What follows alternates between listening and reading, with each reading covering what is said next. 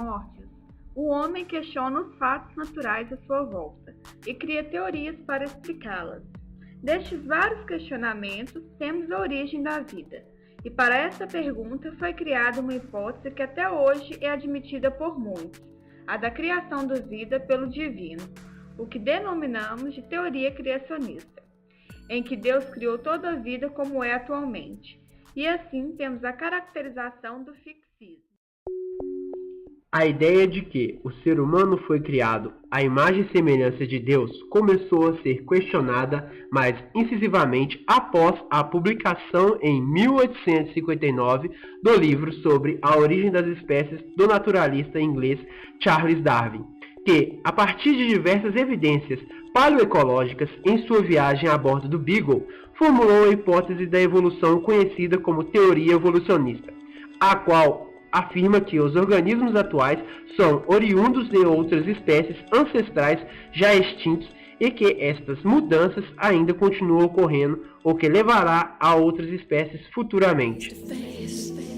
A teoria foi um sucesso, apesar de ter sido questionada no meio religioso e por alguns acadêmicos, pois entrava em conflito com a teoria criacionista, e em vez que esta, por não possuir embasamentos científicos, não é falseável, pois a base do criacionismo é a fé, ou seja, que a criação do mundo e dos seres vivos em 7 dias é inquestionável. O contra-argumento dos criacionistas diante da teoria evolucionista é o longo período que leva para ocorrer e as lacunas que ficam entre uma espécie e seu ancestral. Mas com o avanço da tecnologia, foi possível constatar aspectos evolutivos em tempo real. Dessa maneira, podemos corroborar com a teoria evolucionista, ao observarmos mecanismos de seleção atuando sobre organismos microscópicos, em menor escala de tempo do que levaria em seres maiores. Exemplo disto é a seleção artificial que pode ocorrer na interrupção de um tratamento com algum antibiótico contra uma patologia, assim que os principais sintomas amenizem ou desapareçam. Desta maneira, não ocorre um combate eficaz, podendo selecionar organismos mais resistentes ao medicamento, e os indivíduos restantes irão proliferar, formando uma nova colônia, mais resistente àquele antibiótico. Essa resistência pode ser causada por alguma mutação, que é um dos fatores que aumentam a variabilidade e proporcionam uma maior adaptividade. O uso indiscriminado de medicamentos age da mesma forma, selecionando possíveis cepas resistentes ao medicamento, tal como ocorreu com o plasmódio falcíparo na Tailândia e em Camboja, em que o uso indiscriminado durante anos da quinina resultou na resistência do parasito nesta região. Em 1978, John Wendler, através de experimentos com lupes, verificou variação de camuflagem desses peixes de acordo com a intensidade de predação em um riacho na Venezuela. Wendler constatou que quanto maior o risco de predação em que o grupo se encontra, menos coloridos são os machos.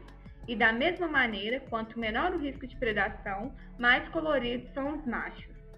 Sendo assim, a coloração chamativa, apesar de ser um fator vantajoso no acasalamento, é desvantajoso em situações com alta intensidade de predação.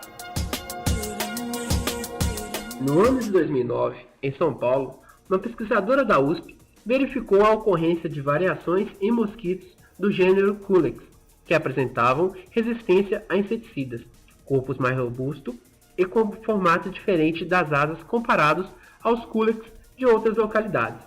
A pesquisadora afirma que a resistência a inseticidas é dada pelo uso dos mesmos no combate ao mosquito. Já a robustez é considerada reflexo da quantidade de matéria orgânica encontrada nos esgotos domésticos influenciando as larvas, e a alteração do formato das asas é dado por uma mutação.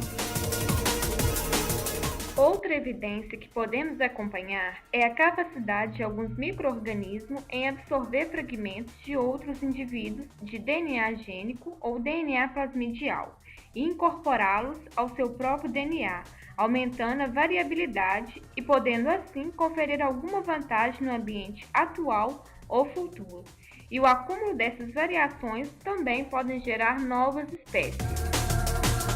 Portanto, por mais que os criacionistas venham a questionar os argumentos evolucionistas, refutando fatos e evidências, dados os resultados possibilitados pelas novas tecnologias, é visto que a evolução ocorre e é algo palpável.